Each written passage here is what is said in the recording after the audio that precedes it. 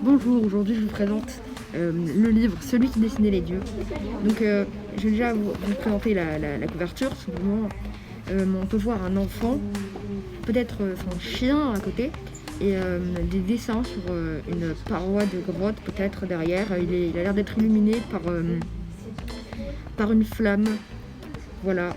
Donc ensuite les informations, c'est-à-dire qu'on peut voir déjà sur le titre, sur la couverture du roman, que l'auteur est Alain Grousset et que l'éditeur c'est Scrinéo. Alors on ne voit pas très bien, mais c'est écrit en bas à droite de l'image ici. Le livre est paru en 2019 et il contient 192 pages. Alors déjà le roman est un roman d'aventure, j'ai choisi une photo adéquate pour ça. En mots-clés, on va pouvoir avoir l'aventure, déjà, je viens de le dire, la complicité ainsi que la débrouillardise, parce que c'est pas évident à l'époque. Donc, dans ce livre, on va parler d'exil, de peinture, ainsi que de préhistoire, que l'aventure et ainsi que l'art va être présent. Et si je devais choisir des images d'objets, de lieux ou de symboles qui correspond au livre, ce serait les grottes et la peinture, voilà. C'est incroyable quand même. J'ai choisi car déjà en voyant le CDI, j'ai trouvé la couverture très attirante et le résumé de l'histoire passionnant.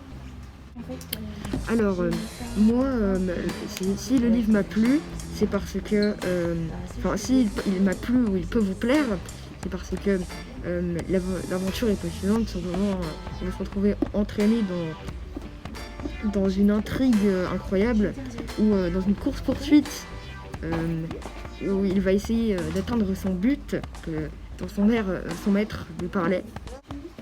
Mais qui sont les personnages ? Eh bien, le héros, tout simplement, c'est Ibo, un jeune garçon qui est dans une tribu, tout simplement. Et son maître, Tar, est celui qui dessine les dieux, c'est-à-dire celui qui va dessiner dans les grottes. Il va également rencontrer par la suite Mahara, qui est une jeune fille de son âge à peu près, qui est sculpte, alors que Ibo, lui, peint. Donc comme dit précédemment, je vous fais un petit résumé. Ibo, qui est apprenti celui qui dessine les dieux, Tar, et il va devenir ensuite à sa suite celui qui dessine les dieux, et Tar va bientôt mourir, donc il va bientôt prendre sa relève.